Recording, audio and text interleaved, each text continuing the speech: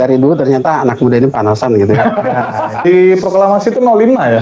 05 kan tahun. Iya, bukan dia 17/8/05 tahunnya, Mbak. Bukan 45. Itu kenapa itu? Kok bisa 05?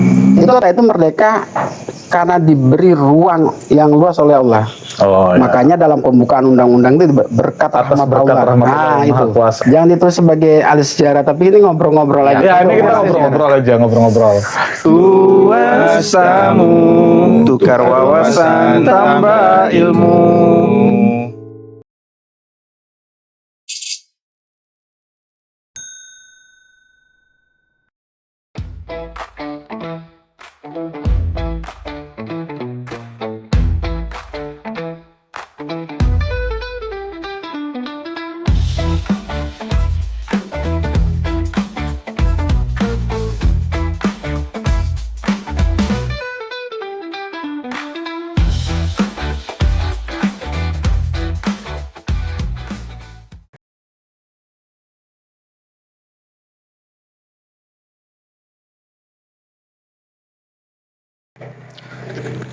Ya, selamat malam semua. Kita kembali lagi dalam bincang-bincang kita ya. Bincang-bincang malam ini, sepertinya kita malam ini sudah kedatangan narasumber ya, dari, kalau bisa dari Bapak, dengan Bapak siapa ini Pak? Pak Ajis, Pak Ajis. Kesibukan apa Pak? guru Guru di? di SMP 14 Samarinda. Ya, jadi kami Iya, sambil ngajar juga di ini. Yes, di MA MA Marib. Ma'arif. Oh iya. Ya, jadi tema kita malam ini kan bicara tentang 2 hari atau detik-detik sebelum proklamasi itu ya. Iya. Jadi kami dari Tuas Tamu ini ingin menggali sejarah yang mungkin jarang dibahas sama orang-orang ini. Ya kalau boleh tahu ya sebelumnya, Nom, kira-kira apa sih yang belum diketahui oleh orang kebanyakan terkait dengan hari-hari atau detik-detik kejadian-kejadian sebelum proklamasi itu? Ya, sebenarnya kalau proklamasi itu rata-rata diketahui orang dalam artian terbatas. Tapi ada yang umum.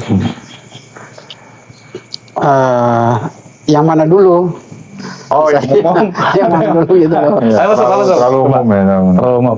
Misalnya apa? Misalnya Kita mulai dari tragedinya Hiroshima Nagasaki dulu mungkin. Jauh ya? Terlalu jauh ya.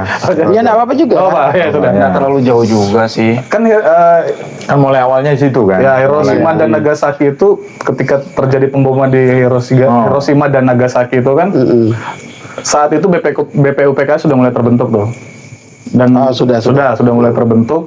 Kemudian saat itu ada janji-janji Jepang ya, yang untuk memberikan kemerdekaan kepada Indonesia. Jadi sebelumnya kami pernah ngobrol-ngobrol begini. Jadi saat itu kemerdekaan itu diperoleh itu ada 2. Yang pertama diberikan, yang kedua menang melawan penjajah. Nah, Indonesia ini kalau menurut pandangan Om nih, Indonesia ini diberikan atau menang melawan penjajah? Nah, kayaknya Indonesia itu enggak berada di 2 itu. Enggak berada di 2 itu. Menarik. Iya, jadi kan kita mulai dari Perang Dunia ya. Jadi Perang Dunia itu sebenarnya enggak seluruh dunia juga gitu loh. Iya, betul. Tapi perang itu fokusnya di Eropa. Nah, kecuali setelah Amerika Serikat menyatakan perang dengan Jerman, awalnya kan Amerika ini kan mensuplai suplai bahan makanan, senjata ke Eropa dengan mendukung sekutu lawan dari Jerman. Nah, itulah kemudian yang membuat kemudian Jerman ini mulai curiga, kenapa negara-negara yang saya taklukkan sebelumnya itu atau sudah dikalahkan itu bisa bangkit dari segi senjata, dari segi makanan, bantuan dari mana? Nah, telah ditelusuri ternyata Amerika yang supply. Kalau Amerika yang supply ya? Iya, karena salah satu musuh utamanya Jerman itu adalah Inggris. Nah kebetulan Inggris ini kan koloninya Amerika itu koloninya Inggris. Ya, betul. Jadi dia sendiri negara Amerika itu sebenarnya ya orang Inggris. Oh, bisa gitu ya? Ya karena waktu revolusi industri di Inggris itu kan banyak membuat hal-hal yang revolusi itu terjadi setelah adanya revolusi industri. Yang membuat banyak pengangguran, perbudakan dengan ditemukannya mesin dan seterusnya kan banyak orang-orang yang nganggur. Jadi tidak memiliki tempat bekerja dan seterusnya. Sehingga muncullah sifat yang anarkis, pencurian dan seterusnya. Itu kemudian begitu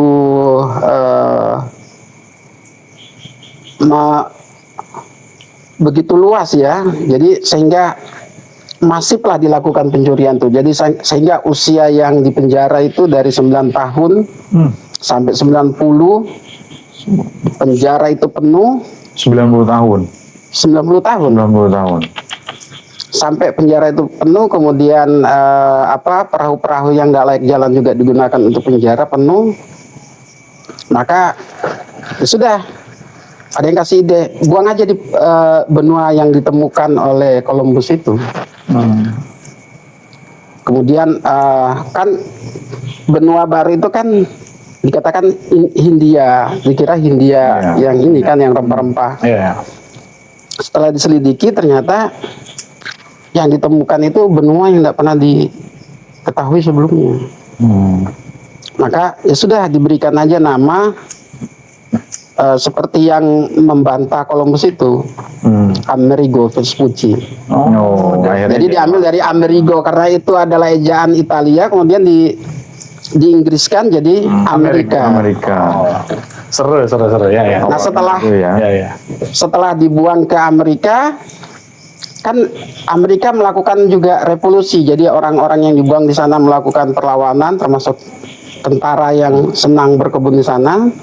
Terjadi perang saudara, penolakan tentara Inggris masuk, ya merdeka mereka, liberty. Akhirnya dipindah ke Australia. Jadi dipindah lagi ke Australia. Di Australia itu juga mereka harus melawan penduduk asli. Aborigin ya saat itu ya. Aborigin. Setelah dipindah, ya banyak lagi dibuang di sana. Dan orang aborigin itu melawan, cuma kalah. Berarti bisa dikatakan itu awalnya semuanya dari Inggris. Iya. Awalnya semuanya dari Inggris sampai ke Amerika terus kemudian berkembang sampai ke Australia. Makanya 3 negara ini satu bahasanya, bahasa Inggris. Hanya nanti ada orang-orang Eropa lainnya juga ikut bergabung karena daerah-daerah begitu kan lebih nyaman berbeda dengan di Eropa yang sudah alamnya juga sudah. Jadi masa depan berbisnis di benua baru itu lebih meyakinkan. Dia pesaing-pesaingnya kan juga masih dikit gitu ya seperti itu. Nah kita kembali lagi, malah larut ini. Bapak, ini kan memang penting untuk diketahui. Karena cikal bakal penjajahan dan lain sebagainya kan memang terkait dengan ini semua negara-negara yang terhubung ini. Jadi setelah itu tahun 40 itu Amerika menyatakan perang terhadap Jerman setelah kapal dagangnya Amerika itu namanya Lusitania itu di torpedo. Jadi 2000 kalau tidak salah awak kapalnya itu. Jadi kata Amerika, saya menyatakan perang terhadap Jerman. Nah Jerman bingung, ini gimana ini? Di Eropa aja sudah kalang kabut, ditambah dia lagi. Di musuh sendiri dia. Ya, Jerman sendiri saat itu ya? Enggak, sama Italia dia. Berdua itu Italia ya? Sama Italia. Ya, ada dan negara juga yang pro dengan dia, tapi sekutu itu sekitar 23 negara. Dia jauh lebih baik lah jumlahnya. Akhirnya Jerman itu mau tidak mau, ya harus mau. Iya kan? Karena itu sudah resiko dia. Nah, tapi Jerman ini kemudian mencari teman pendukung lagi gitu loh. Nah, dia memilih Jepang. Oke, menarik. Iya, jadi Jepang itu kemudian gimana? Ya oke, apa tugas saya? Buat Amerika jangan ke Eropa. Maka berangkatlah Jepang dengan kapal perangnya.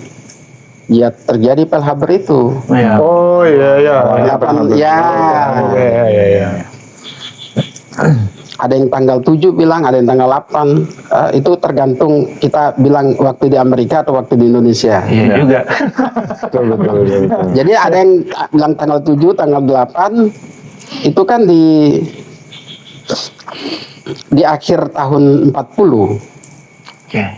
Nah, setelah itu, setelah dibom, ya Amerika lambatlah ke Eropa. Tapi kan perang Pasifik dibuka. Iya. Dan Jepang menyadari bahwa untuk biaya perang itu tidak cukup untuk kita gunakan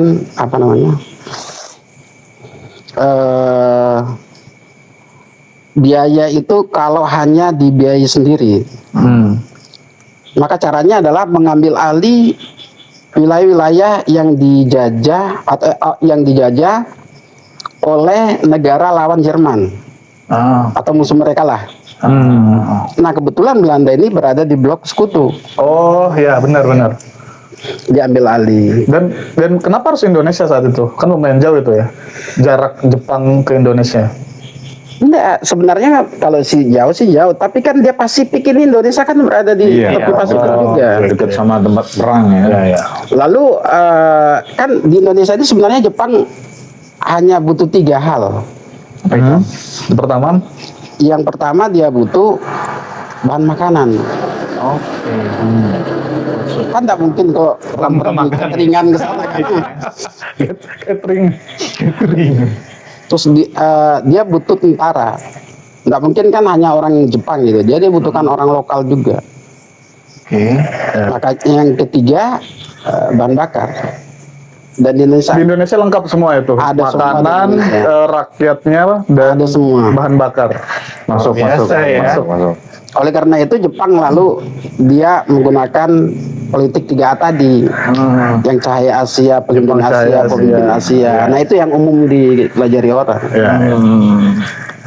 Jadi bahasa gampang itu ya bilang Jepang, saudaraku, siapa yang ganggu kalian? Belanda, akan saya usir mereka. Dan kalian akan saya merdekakan. Iya benar. Saya datang kita sama Asia, saya datang untuk menyelamatkan kalian. Jadi Indonesia ini kan luar biasa. Tapi ketika dia sudah memerintah, Jepang ini lupa, bukan saudara lagi, tapi dalam artian dia kepentingan yang ditonjolkan waktu itu. Dan kepentingannya dia itu ya bagaimana negara Indonesia ini bisa dieksploitasi dan harus ada fasilitas. Dan fasilitas itu kan dia tidak mau biaya besar. Caranya adalah Romusa. Buka Romusa. Oh, berarti benar ya kalau Jepang itu 2 tahun menjajah tapi rasanya parah apa dahsyat ya lebih daripada Belanda karena faktor-faktor itu tadi. Iya, karena Jepang kan dia memburu perang Pasifik itu. Kalau Belanda kan dia hanya berdagang ekonomi, hanya dia monopoli yang dijalankan. Kalau ya katakan gini, Belanda itu mungkin dia beli murah, ya kan? Atau dia menjualnya juga ke dia murah, menggaji orang murah. Tapi kalau Jepang kan hampir dipaksakan. Gitu. Ada gaji. Dan Belanda itu masih memperhatikan kondisi pendidikan sih kurang ya. Kecuali politik etis itu. Tapi politik etis enggak balas budi ya politik etis. Terus ya kita nyangkutnya di proklamasi nih. Ketika kita mau proklamasikan Jepang itu kan supaya Indonesia ini mendukung perang Pasifik. kan sudah dibentuk Heiho, tentara peta dan seterusnya. Caranya adalah dia tahu Indonesia ini kan membutuhkan kemerdekaan. Iya benar. Jadi menjanjikan kemerdekaan itu sama saja membuka hati orang Indonesia untuk membantu mereka. Tapi padahal maksudnya lain. Nah, Oh, dan memang benar-benar. tetap memang karena Jepang nggak ada niat untuk menjajah Indonesia. Oh, Dia hanya ingin memenangkan perang Pasifik. Baru nih, karena kan sejarah yang dianu ya. Besarnya tuh sebenarnya seperti itu. Iya, dia tetap menjanjikan, terlebih setelah perang Pasifik ini Jepang mengalami kemunduran. Iya. Jadi tidak ada secara niat Jepang itu ingin mengambil alih Indonesia tuh enggak. Cuma eksploitasi Romusa, kekejaman, ya itu benar ya. benar lah. Tapi memang di beberapa film ya, yang saya lihat itu tentang film Jepang ke Cina, Jepang ke Korea itu memang parah sih memang. Iya. Jadi kurang lebih, mungkin gambarannya kurang lebih di masa itu memang kurang lebih nih. Kejamnya Jepang itu memang luar biasa. Nah, setelah kita ini bincang-bincangnya gitu. Nah, setelah peristiwa Pearl Harbor, kemudian dibom Nagasaki dan Hiroshima di tanggal 6 dan 9 Agustus itu Jepang itu bubar sudah. Iya. Hanya Jepang yang berada di daerah-daerah di luar negara Jepang itu juga berpikir mereka apakah kita terus melawan atau menyerah gitu. Karena saking parahnya ya. Iya. Mungkin itu juga sebabnya berita kekalahan Jepang disembunyikan, Om ya. Salah satu kasusnya kan di Tenggarong kemarin yang kita bahas, radio-radio warga tuh disita semua tuh, biar pada nggak tahu tentang kekalahannya Jepang.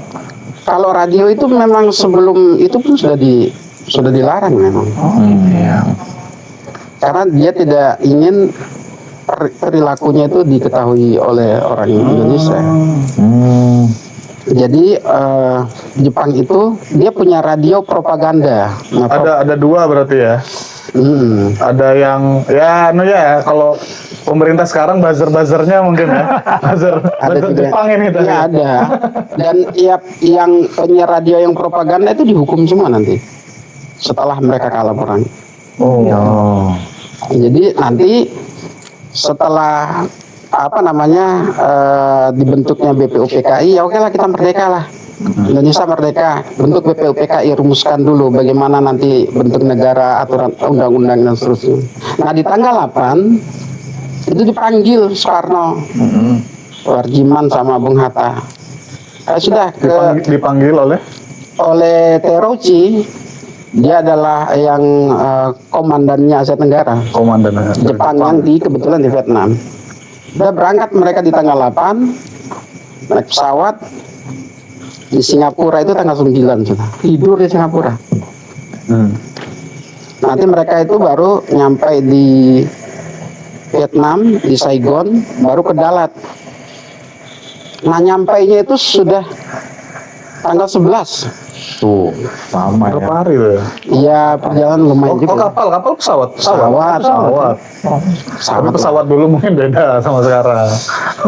Pesawat kan pakai baling-baling itu. Enggak, dia harus singgah-singgah dulu. Kan itu kan dari Saigon ke Dalat kan jauh juga. Gitu ya. Jadi ya mungkin dia turunnya di ini, tapi kota itu jauh gitu. Saya nggak tahu juga kenapa kok dari bandara jauh dia. Nggak jelaskan. Oke, lanjut Om.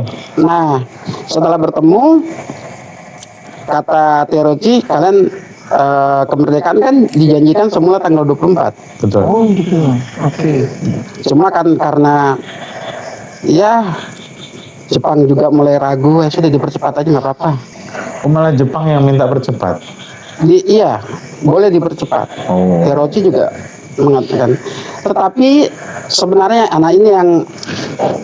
ini kontroversi sih. Tapi yang saya baca beberapa buku mengatakan Jepang itu memberikan kemerdekaan maunya jangan serentak. Per daerah. Dia maunya Jawa dulu. Gitu ya. Maunya bertahap. Kenapa tuh? Ya mungkin supaya yang ngejar-ngejar dia dulu lah. Kan yang ngejar-ngejar Pulau Jawa kebanyakan. Iya sih, masifnya ya. Ya, siapa tahu daerah lain masih bisa dikuasai gitu ya. Mungkin gitu ya. Mungkin supaya Jepang ini tidak diatur. Oh. Kalau sudah jadi negara kan dia agak repot mungkin di dalam. Ya saya nggak tahu persis sih. Nah setelah itu tanggal 12 itu dibentuk PPKI. Dan mereka habis itu pulang tanggal 14 itu nyampe di Jakarta. Oke, sudah di 14 ini berarti ya? 14. Disitulah ditunggu sama generasi mudanya Indonesia ini ya kayak Hanafi, Bikana, Herusale, ada Malik. Mereka sudah nungguin itu. Mereka nunggunya di bandara itu di Halim tuh di bawah pohon pisang aja. Kan panas kan? Kalau itu tidur ya. Di bawah pohon pisang. Saya juga tidak bayangkan bandara waktu ada pohon pisang. Masuk kebun warga ada. Sekarang ada nggak masih nggak ada lagi? Ada. Jangan kebun rumah-rumah aja. Jauh. Sudah dijauh. Jadi setelah ke Yerusalem nih kita datangi, jangan sampai Nah, di kalangan pemuda dia jijik kalau kemerdekaan itu diberikan oleh Jepang. Gengsi ya. Iya, harga diri nih. Enggak, karena Jepang itu dianggap terlalu anarkis dan mereka sudah mendengar kekalahan Jepang. Iya. Bung Sari sudah ada juga bilang dia sudah tahu, tapi Bung Sari sudah tahu. Benar. Dan mereka sudah tahu, mereka ini ada, yaitu mendengarkan berita itu. Dari orang dalam lah. Jadi ketika ketemu nih ke Yerusalem, selamat datang Bung Karno maksudnya. Iya. Saya ingin menanyakan oleh-oleh dari Jepang. Apa? dari Vietnam tadi. Jadi kata Soekarno, sudahlah kita akan merdeka secepatnya. Ya gini-gini, tapi Bung ini. Dia jelaskan. Jadi dialog. Ini sudah terjadi kekalahan dan seterusnya kan sudah didengar dan bocorannya. Nah rupanya Soekarno dan Bung Hatta itu dia tidak mengetahui persis berita itu. Memang tidak tahu. Tapi Soekarno itu punya komitmen. Dia tidak mau dipengaruhi oleh siapapun. Jadi dia dan dia konsisten dengan orang Jepang. Soekarno itu berpikiran gini, kita ini mau merdeka, ngapain harus ada pertumpahan darah? Ya, orang tua ya bijak. Ya. Setelah itu mereka kan pulang nih, pulang tanpa hasil. Mereka malamnya rapat lagi nih, yang muda-muda ini. Yang muda, kalangan muda. Kalau dia Soekarno ini nggak bisa diatur, kita culik aja nih. Kan itu nanti ada perbedaan. Iya. Oke. Sebenarnya istilah menculik itu enggak iya Bu, sebenarnya sih boleh juga karena dianggap Soekarno itu kan dipaksa juga. Iya. Cuma nyuliknya beda dengan orang nyulik anak.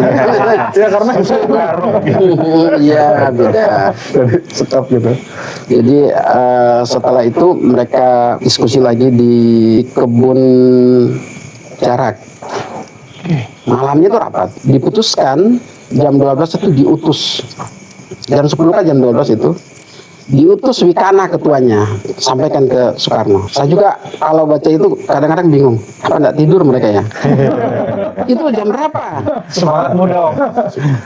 Sampai sana ngobrol-ngobrol, Soekarno tetap enggak mau. Saya enggak mau merdeka karena kalian paksa enggak. Kalau mau mereka kan aja. Kamu bisa nyiapkan enggak?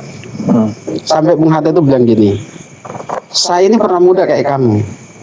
Padahal Bung Hatta dan Bung Sari itu Udah jauh. sebelumnya juga nemui Pak Soeharto, Pak Karno, ini sudah sudah menyerah tanpa syarat loh mereka. Kita gimana ini?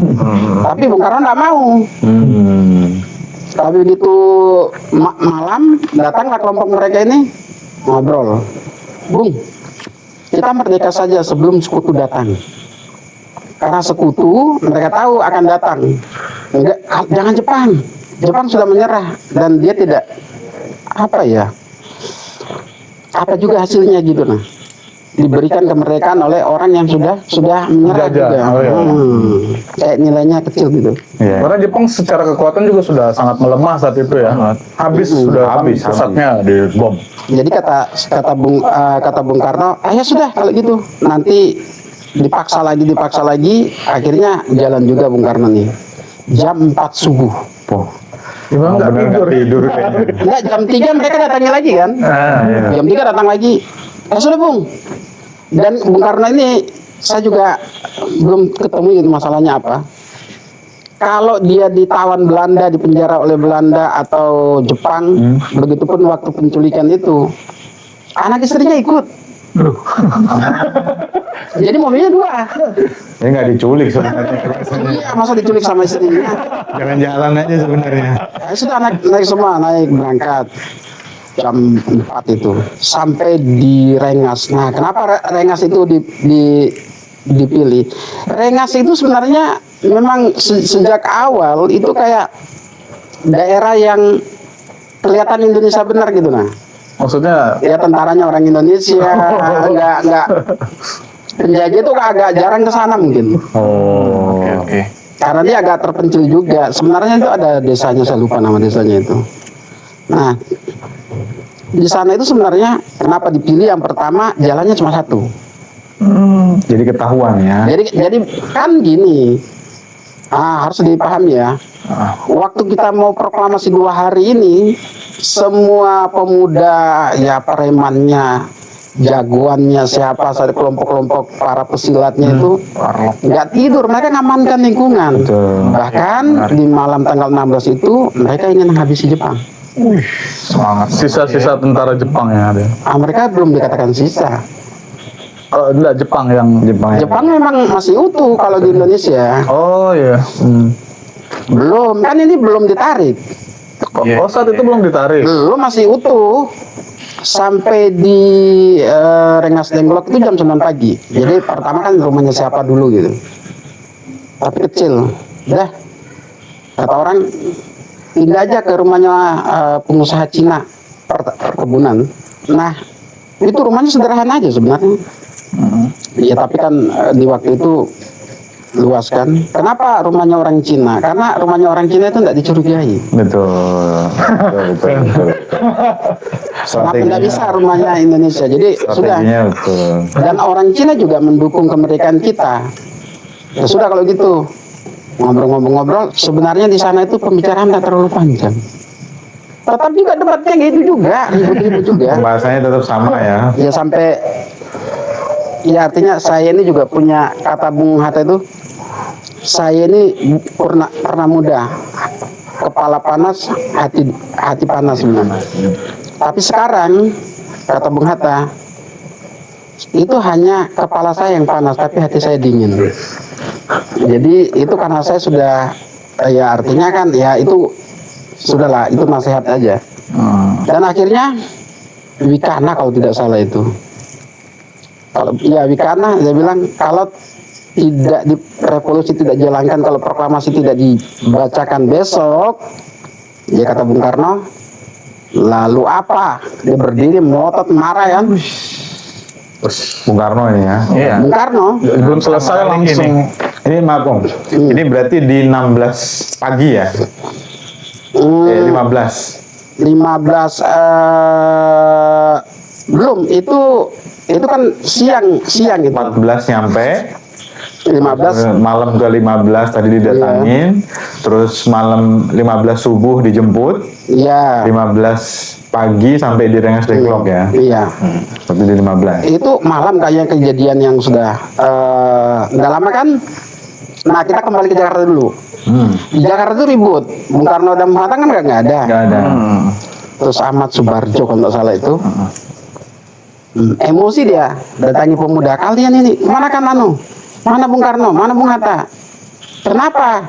Loh, rapat PPKI itu jadwalnya jam 10 pagi. Sekarang yang mereka di mana gitu loh. Kan jadi heboh Jakarta waktu itu. Makanya itu ada cerita penculikan itu. Jadi rapat PPKI itu kan hari Kamis seharusnya. Jam 10 pagi. Nggak jadi, nggak ada bukan.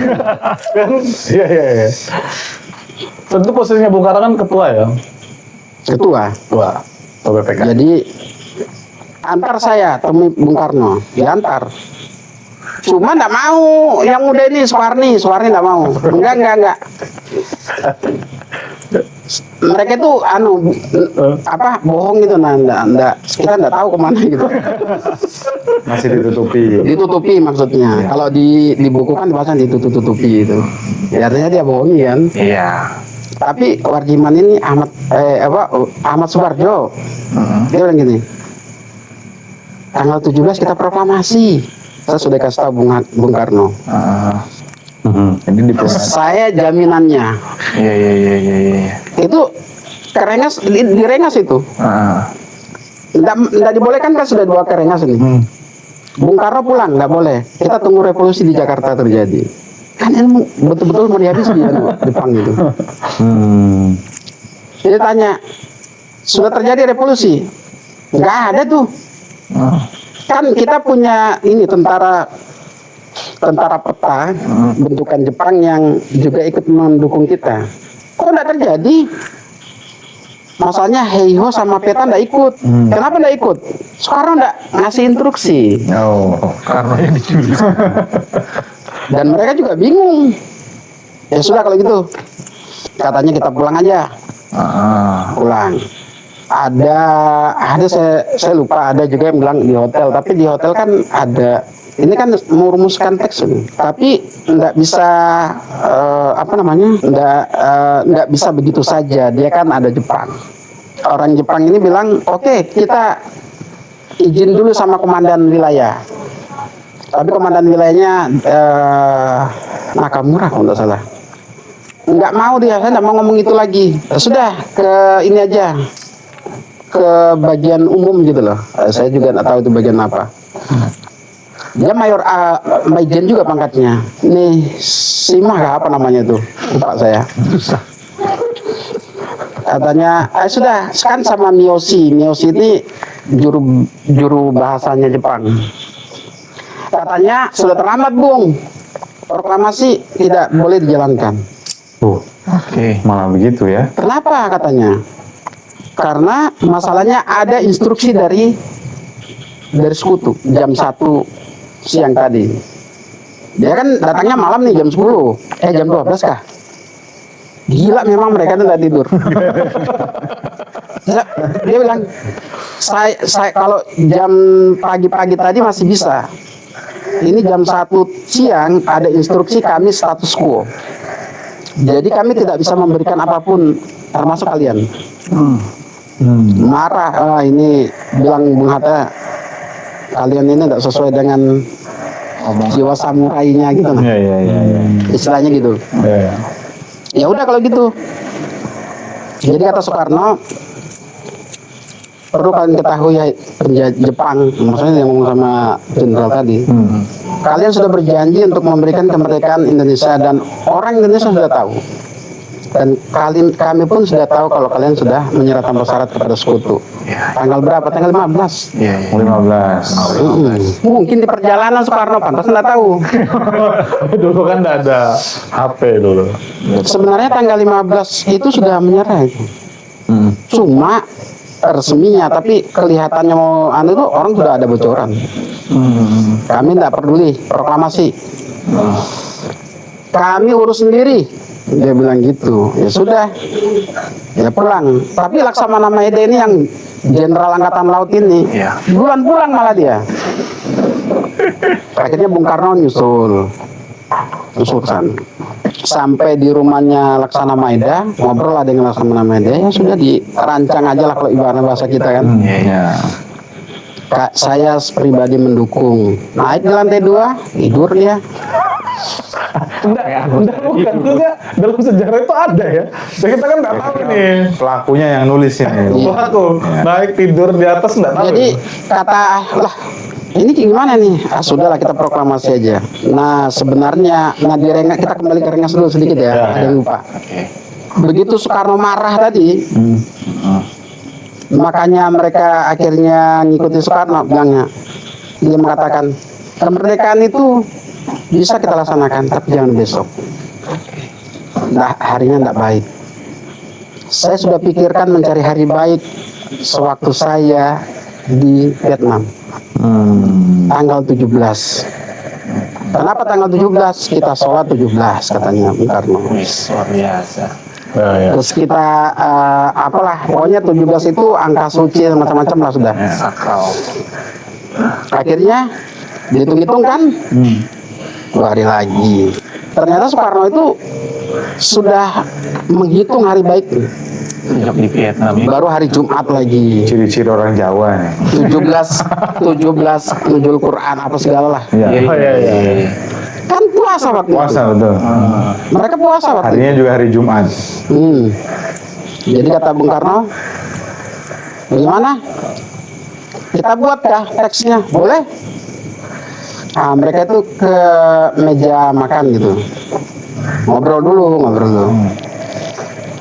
Ada kertas nih, kata Bung Karno. Ada, saya lupa yang punya itu siapa, Wikana atau India atau siapa gitu. Wikana kalau nggak salah yang punya. Ini catatan. Ya kalau dulu kan orang mencatat semua kejadian. Nah, kalau bukunya dia kita dapat enak betul ya. Tahu semua di sejarah ini. Jadi dia ya sudah. Soekarno yang tulis pertama, proklamasi kami bangsa Indonesia dengan ini menyatakan kemerdekaan. Ditambahi sama Bung Hatta, hal-hal yang mengenai, sudah nggak usah panjang-panjang. Hal-hal yang mengenai dengan pemindahan kekuasaan dan lain-lain, sedangkan secara tempo dan sesingkatnya. Nanti ada perubahan sih. Tahunnya kan nanti 05. Ya, Jepang ya di proklamasi itu 05 ya. 05 kan tahun. Iya, bukan dia 17/8/05 tahunnya kan. Bukan 45. Itu kenapa itu? Kok bisa 05? Itu tahun Jepang. Oh, tahun Jepang. Jepang di tahun 45, itu tahun Jepangnya itu kan 2605. 2605. Nah, diambil 05-nya. Oh, Gitu. tahun Jepang. Tahun Jepang itu. Sudah 2600 aja dulu ya. Peradabannya berarti hitungannya. Iya. Nah kan Jepang kan, kalau Belanda kan tidak suka di orang bisa baca. Kalau Jepang terbalik, sudah harus bisa baca. Kenapa orang Jepang itu menghendaki orang Indonesia pintar, sementara orang Belanda menghendaki orang Indonesia tidak pintar? Dalam tanda petik ya. Karena kalau Indonesia pintar kan berbahaya dalam perdagangan nanti. Oh, ekonomi tujuannya. Belanda memang fokusnya ke perdagangan. Lalu kenapa Jepang menghendaki Indonesia harus pintar, militernya harus pintar, membatin dan seterusnya?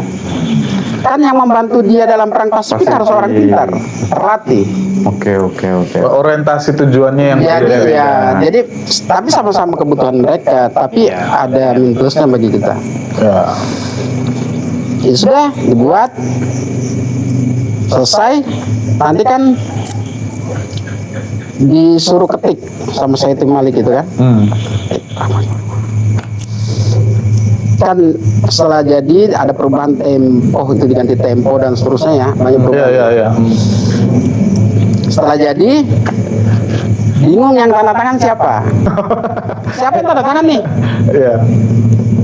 Bilang yang lain panitia aja, anda cukup dong kertasnya kecil gitu. Iya.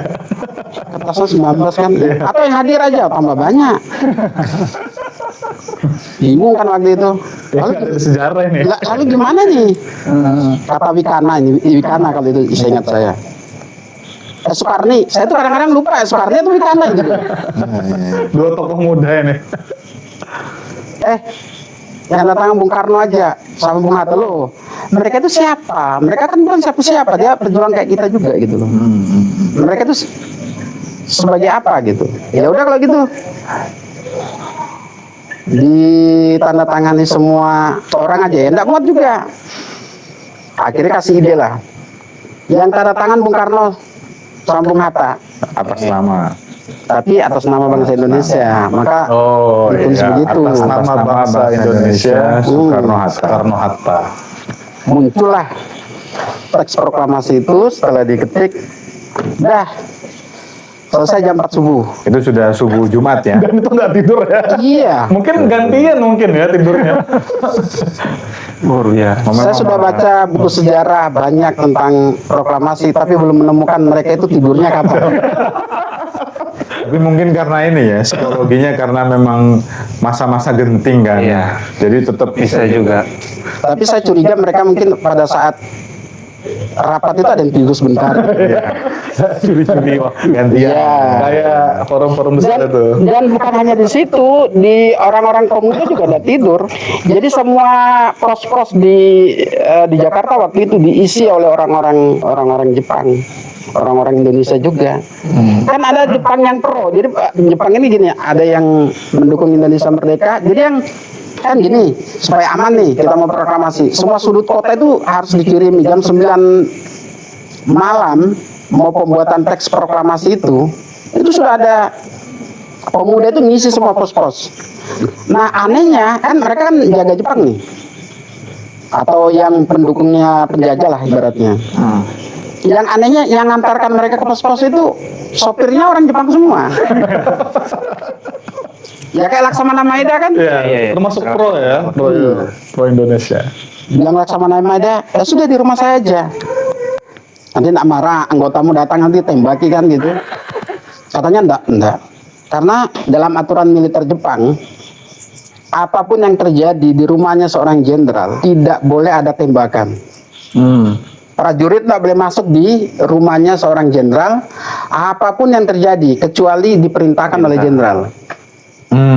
Itulah yang membuat yakin Soekarno aman di sini. Di Maeda, di Laksamana Maeda Iya. aman ya. Pulang ke rumah nih. Setelah di rumah, upacaranya kan harusnya di lapangan Ikada nih. Tapi karena lapangan Ikada ini penuh dengan tentara Jepang, membuat mereka ini kemudian ya sudahlah di rumah Bung Karno aja, luas halamannya kok. Jadi Penggangsaan Timur nomor 56. Jadi jam 5 subuh orang ya sudah, sanggup enggak kalian persiapkan? Besok jam pagi-pagi kita proklamasi. Kata pemuda, kami ini sudah terbakar, kami siap untuk ini. Wah. Jadi ada yang bikin radio. Sudah bikin radio. Radio itu dibikin dari jam 8 pagi, jam 10 kalau nggak salah sudah jadi. Sebelum jam 10. Ya nggak tahu lah, pokoknya intinya dibuat itu 2 jam aja katanya. Wih, Untuk siaran langsung. secara langsung. Iya. Menarik. Terus ada yang ditugaskan cari bambu nih. Tolong cari bambu ya. Cari bambu, cari tiang. Tiang itu apa? Dari bambu. Padahal itu ada bendera dari besi tuh. Saking paniknya itu nyari di belakang rumah. Loh, bambu. Sudah kan, enggak apa-apa lah Pak, pajak aja. Di pojokan gitu kan.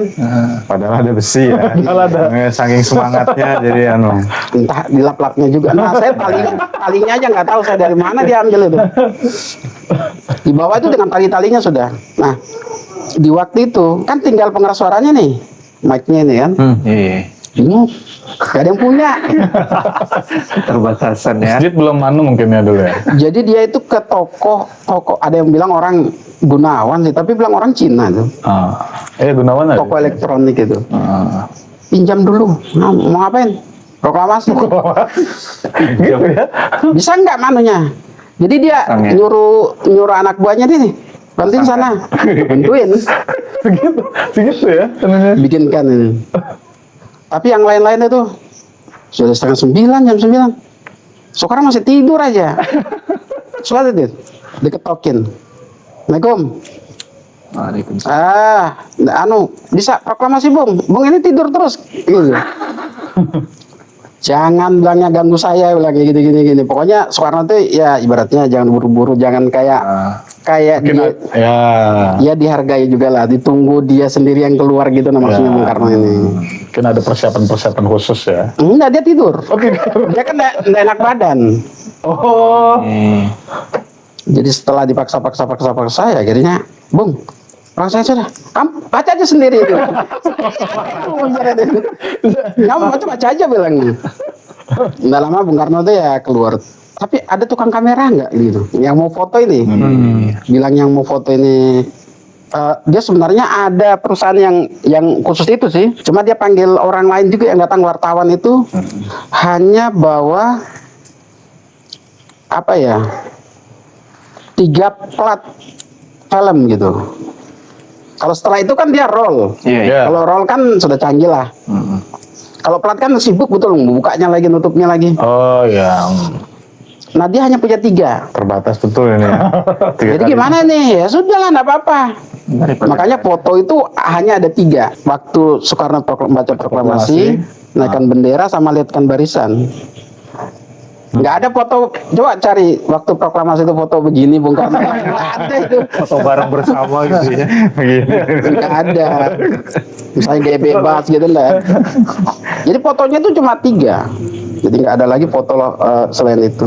Oke, jadi setelah itu proklamasi selesai, ya udah bubar, merdeka.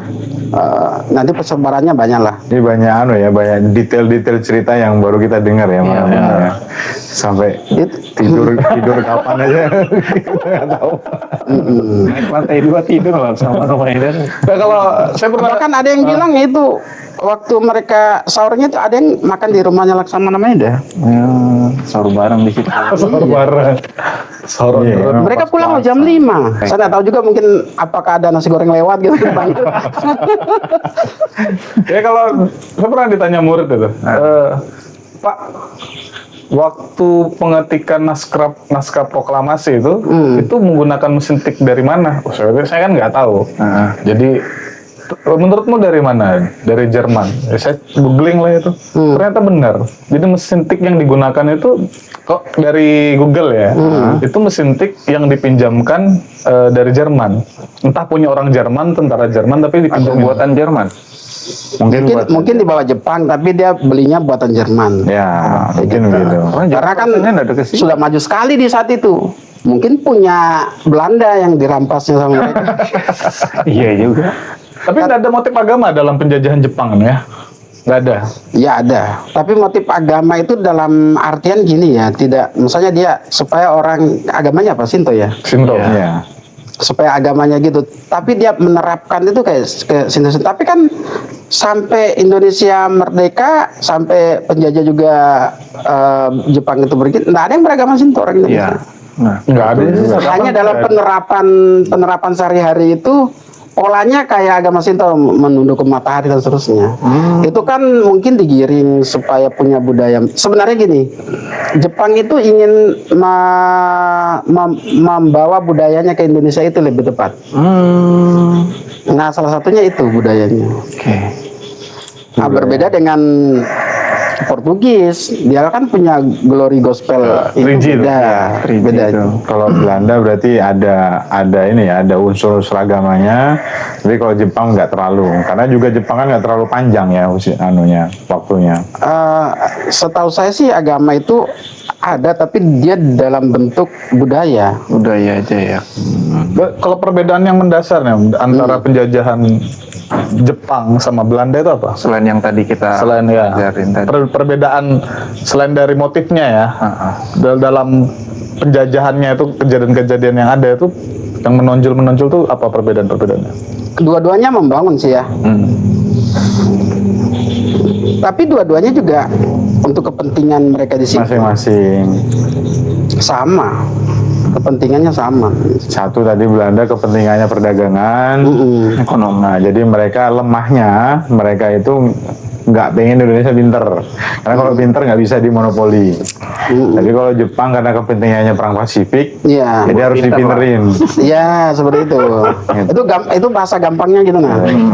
Untuk Jadi- kerangka berpikir kita. Jadi sebenarnya walaupun bahasanya menjajah, tapi tetap ada sisi baiknya ya, gitu. Ada sisi baiknya. Makanya kan Jepang itu seringkali orang tidak mengatakan penjajahan Jepang, enggak. Selalu pendudukan Jepang. Oh gitu ya. Apa perbedaannya? Kalau secara bahasa jelas berbeda, tapi kalau secara praktek ya sama aja. Sama. Pendudukan Jepang, ya. Iya, sama aja. Jajahan Belanda. Iya. Nah, berarti tadi kembali pertanyaan di awal, kan saya nanyakan, apakah Indonesia itu diberikan kemerdekaan atau dia menang melawan penjajah? Kan bilangnya tadi bukan dua-duanya. Nah, ini masuknya kemana berarti ke dalam Nah, pemaparan tadi? jadi kita poinnya aja. Ini menurut saya pribadi ya. Ya. Nggak tahu menurut sejarah yang benar itu bagaimana. Yang pertama, Jepang yang menjajah kita di saat itu, dia sudah bertekuk lutut dengan sekutu. Sekutu, ya. Artinya dia memang nggak berdaya kan, jadi nggak macam-macam lah. Artinya kan kita bisa merdeka kan, Iya benar. dan dia janjikan. Yang kedua, yang menggantikan Jepang, sekutu dalam hal ini Abney Inggris itu, dan nikahnya nanti Belanda, itu belum datang. Kita proklamasi. Kekosongan.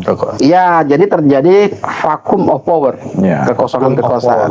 Tapi sah aja ya, secara dunia mengakui saat itu. Ketika Indonesia sudah proklamasi, dunia mengakui bahwa Indonesia sudah merdeka. Kalau kita bilang dunia mengakui, seharusnya kan semua negara kan, Iya. Ya. tapi Belanda enggak kan. Oh iya.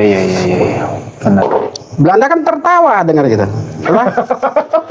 Oh, Jadi bulan September itu datang di Surabaya misalnya, kami sudah merdeka. Siapa yang kasih mereka? Bung Karno. Mereka tertawa loh, geli betul. Iya. Bung Karno sering kami penjarakan, dia yang proklamasi. Prosedurnya nggak benar, kalian ini merdeka kan, misalnya gitu. Akhirnya kan otot-otot perang akhirnya kan. Oke. Ya muncullah 10 November itu. Oh, pertempuran Surabaya. Karena negara berdaulat itu harus diberikan, disaksikan. Nah, ini kan kita sendiri ya aturnya tadi Iya, itu. ngakuin sendiri ya. Berarti bukan dua-duanya tadi itu. Bukan dua-duanya kita. Tuh. Tapi ini jangan sampai nanti seakan-akan oh ternyata kita ini Disclaimer dulu ya. Ya, disclaimer. jangan kemudian diterimakan oh ternyata kita ini merdeka hanya kebetulan. Bukan begitu membacanya. Tapi kita itu merdeka karena diberi ruang yang luas oleh Allah. Oh, ya. Makanya dalam pembukaan undang-undang itu berkat Atas rahmat berkat Allah. rahmat Nah, Allah itu. Maha Kuasa dan dengan didorongkan oleh Nah, baru keinginan kita. Iya. Jadi digariskan seperti itu. berarti memang kehendak Tuhan. Jadi kehendak Allah itu menciptakan perang dunia itu, tapi bukan Allah yang menciptakan manusia sendiri ya. Ya. Tapi hikmahnya kan itu, kemerdekaan tetap diperoleh dari usaha keras para pejuang. Tetap. Kemerdekaan tetap sangat dipengaruhi oleh usaha keras para Iya, pejuang. tetap dipengaruhi. Kalau mereka diam-diam aja waktu itu enggak mereka juga kan. Ya. Hanya kalau kita bicara mengusir penjajah atau kita diberikan, kalau tolak ukurnya proklamasi, kita bukan dua-duanya. Jepang tidak memberi karena kita tidak mau, dan kita juga tidak mengusir Jepang dulu, berarti kan kita tidak dua-duanya. Nggak dua-duanya. Ini menurut saya ya. Ya. Tapi kalau misalnya kita bicara proklamasi itu bukan usaha pejuang kita, Nggak bisa juga. itu salah besar. Usaha itu tetap ada, walaupun usaha itu dipermudah oleh Allah, kan itu lain hal ya. Benar-benar. Jadi proklamasi itu sebenarnya memang sudah disiapkan. Kayaknya sudah orang itu kayak sudah banyak gitu, nah ya katakanlah sudah ada tanda-tanda kemerdekaan itu sudah entah apa dari mana mereka itu firasatnya itu sudah kuat. Kita itu mau merdeka sudah. Jadi entah siapa, entah orang tua siapa, entah kiai siapa yang bicara seumpamakan tadi ada. Berarti Tidak sama sekali. bahasanya itu tetap ada aspek-aspek spiritual ya.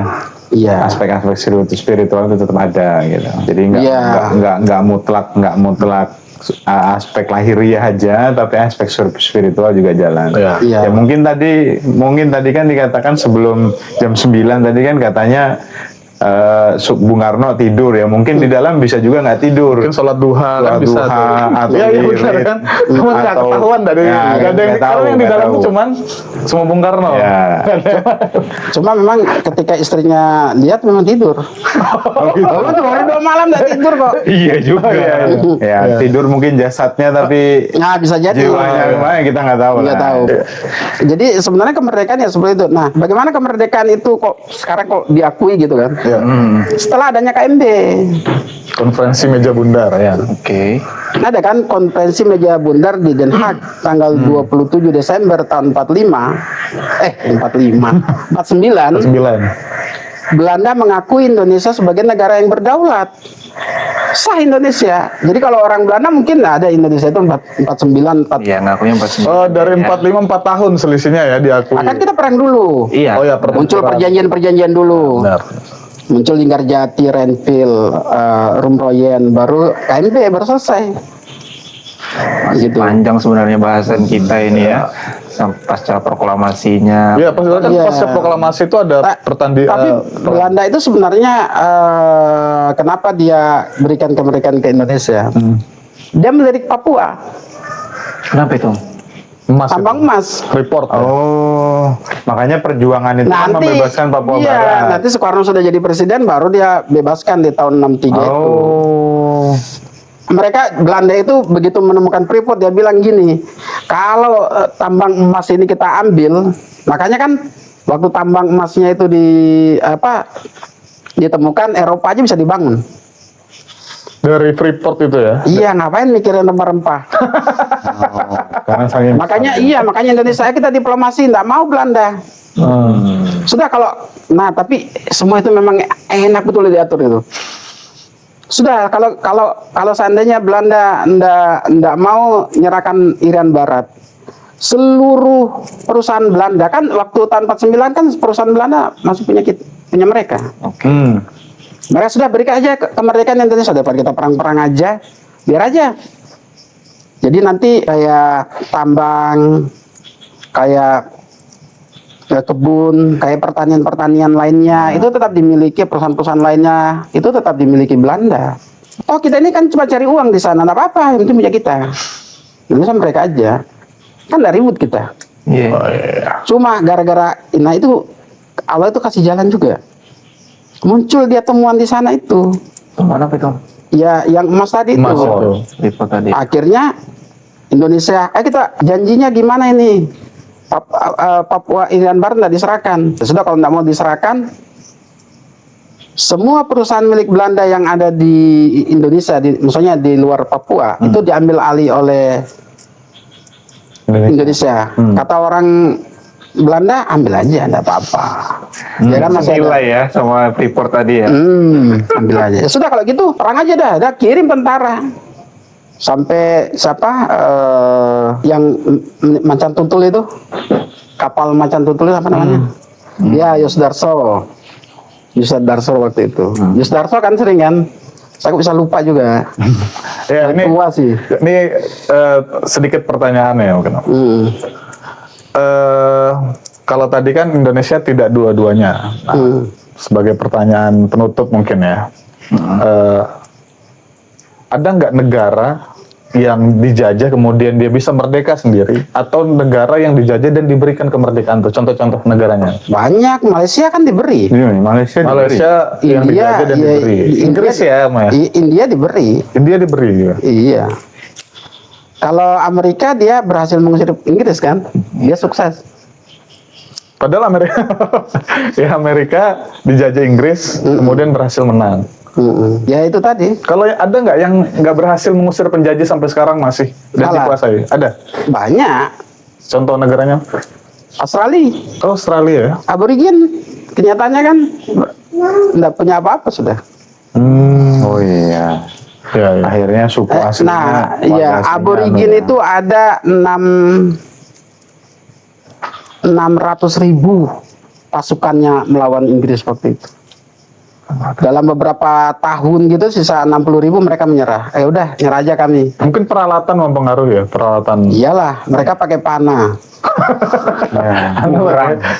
Terus mereka itu halo ngeri. Jadi akhirnya ya kalah. Oke, menarik ya pembahasannya. Jangan daging semua Ya, sih. karena yang di buku sejarah umum kita nggak Iya, temukan nggak nggak sedetail ini, nggak sedetail ini sampai Laksamana Maidat naik ke atas tidur itu ya. Saya baru ini dengarnya ini. Ya, ke apa kira-kira ya? Ini kan kita di bulan kemerdekaan ya. Pesan-pesan mungkin untuk kaum muda, ini kan kita anak-anak muda di sini. Kaum muda, kaum tua. Kaum tua ataupun masyarakat Indonesia secara umumnya. Apa bisa di? Saya nggak usah panjang-panjang kayak gini. Nggak apa-apa. Om. Jangan pernah lupakan sejarah. Oh, jangan lupa merah. sejarah. Jas merah.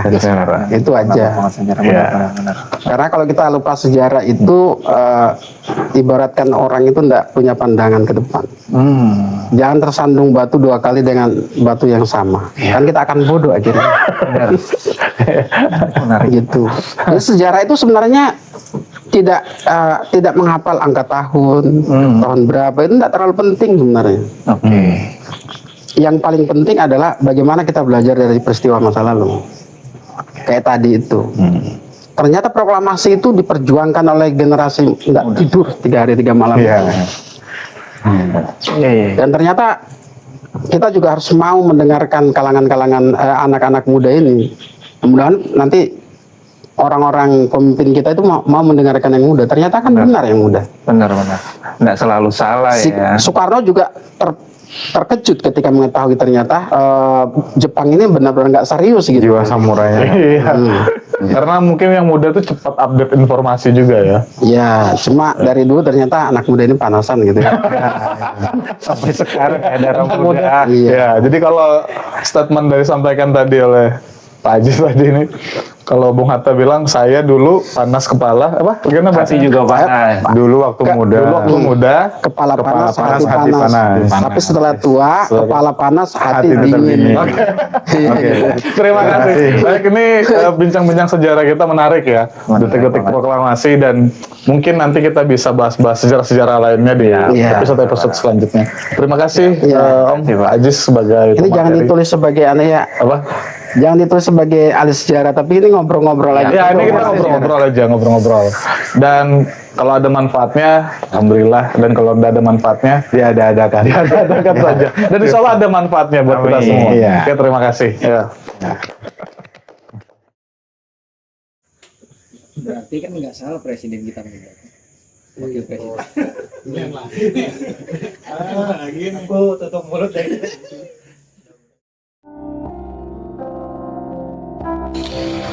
80 tahun lalu, proklamasi dikeluarkan.